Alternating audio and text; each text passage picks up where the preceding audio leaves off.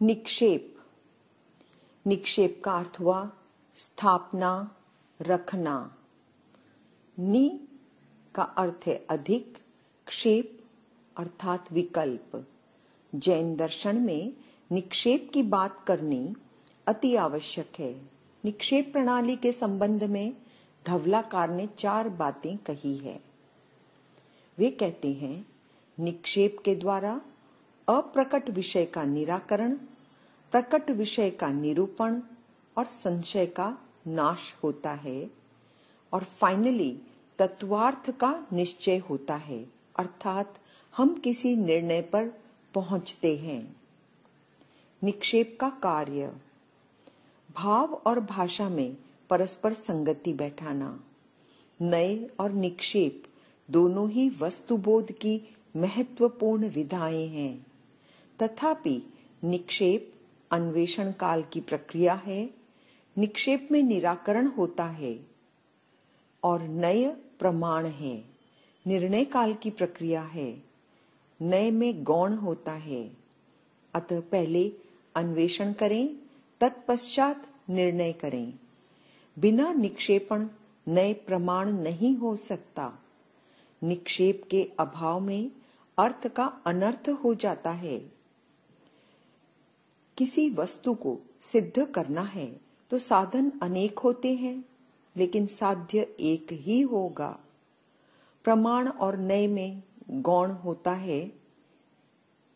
जैसे वस्तु को अस्थि रूप कहा तो वहां नास्ति को गौण किया जा रहा है, निषेध नहीं किया गया है, किंतु निक्षेपण काल में विशेष्य की सिद्धि के लिए जो विशेषण खड़ा किया जाता है, उसके माध्यम से किसी एक भाव को निषेधित किया जाता है और उसके आधार पर निक्षेप काल में स्थापना की प्रमुखता रहेगी। उसके सहावस्थान का निषेध किया जाता है। पहला, दार्शनिक शैली में स्थापना मुख्य होती है। सिद्धांत शैली में वस्तु का भाव मुख्य होता है और अध्यात्म शैली में अनुभूति मुख्य होती है। निक्षेप के प्रकार। निक्षेप के 4 प्रकार हैं। नाम, स्थापना, द्रव्य, क्षेत्र। धवला में इसके 6 प्रकार कहे गए हैं। नाम, स्थापना, द्रव्य, क्षेत्र, काल, भाव। नाम निक्षेप जाति, गुण, क्रिया, लक्षण आदि निमित्तों की अपेक्षा के बिना मात्र संकेत के आधार पर संज्ञाकरण करना नाम निक्षेप है। पर्यायवाची शब्द नाम निक्षेप में कार्यकारी नहीं होते हैं। जैसे बालक का नाम अनिल है, उसे कभी हवा पुकारें, कभी समीर, ऐसा नहीं होता। एक भिखारी का नाम लक्ष्मीपति और अरबपति का नाम मुफतलाल भी हो सकता है। स्थापना निक्षेप जो अर्थ तत्रूप नहीं है, उसे तत्रूप मान लेना स्थापना निक्षेप है। किसी प्रतिमा में भगवान, उपाध्याय आदि की स्थापना। यह स्थापना 2 प्रकार की हो सकती है, सद्भाव स्थापना, असद्भाव स्थापना, या हम कहें तदाकार स्थापना, अतदाकार स्थापना। सद्भाव स्थापना स्वगुरु के चित्र को अपना गुरु मानना, यह सद्भाव या तदाकार स्थापना है। और एक व्यक्ति शंख में अपने गुरु का आरोप कर देता है, उसे पूजने लगता है, यह असद्भाव या अतदाकार स्थापना है। नाम और स्थापना की समानता। दोनों ही वास्तविक अर्थ शून्य होते हैं। नाम और स्थापना में असमानता।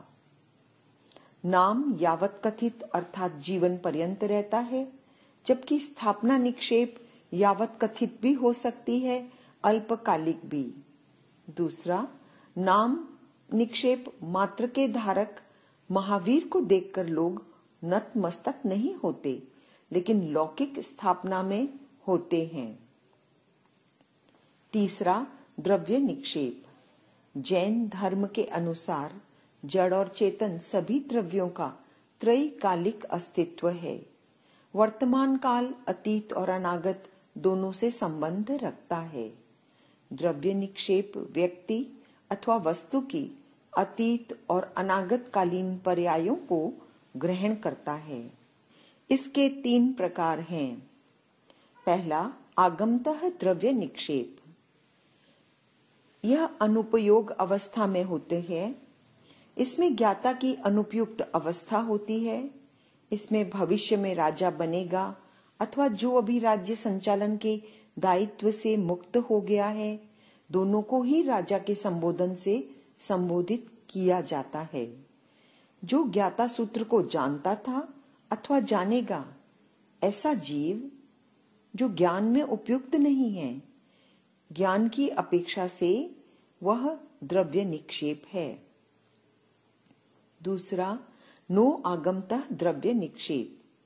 ज्ञान नहीं होता, सिर्फ आगम ज्ञान का कारणभूत शरीर होता है। इसमें न उपयोग, न लब्धि, न मूल ज्ञान। आगम द्रव्य की आत्मा का उसके शरीर में आरोप करके उस जीव के शरीर को ही ज्ञाता कहना। जैसे मृत शरीर को ज्ञाता कह देना। तीसरा, नो आगम तद व्यतिरिक्त।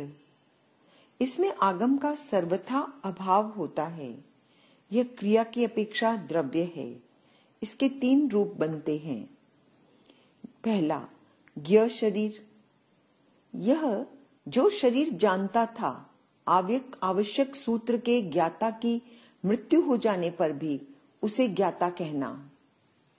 अध्यापक का अर्थ जानने वाले व्यक्ति का शरीर अपेक्षित है और तद व्यतिरिक्त में अध्यापक का शरीर पास्ट में ज्ञान था, अभी नहीं है। भव्य शरीर। जन्मजात बच्चे को कहना यह आवश्यक सूत्र का ज्ञाता है। वर्तमान में आवश्यक के बोध से शून्य है। भविष्य में ज्ञान करने वाली आत्मा को ज्ञाता कह देना। तीसरा, तद व्यतिरिक्त। वस्त्र के कर्ता या वस्त्र निर्माण की सामग्री को वस्त्र कहना। वस्तु की उपकारक सामग्री में वस्तुवाची शब्द का व्यवहार किया जाता है।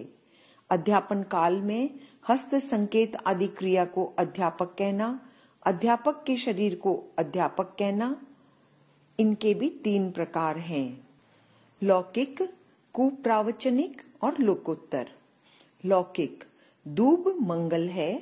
लोक मान्यता अनुसार सभी कहते हैं कि दूब मंगल है। कुप्रावचनिक में इसकी मान्यता अनुसार विनायक मंगल है। और लोकोत्तर के हिसाब से ज्ञान, दर्शन, चारित्र, तप आदि धर्म मंगल है। भाव निक्षेप।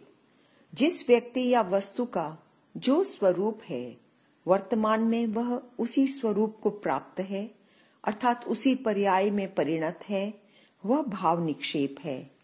भाव मौलिक होते हैं। वर्तमान दशा होती है, जबकि द्रव्य निक्षेप में पूर्वोत्तर दशा होती है। स्वर्ग में देवों को देव कहना, अध्यापन की क्रिया में प्रवृत्त को अध्यापक कहना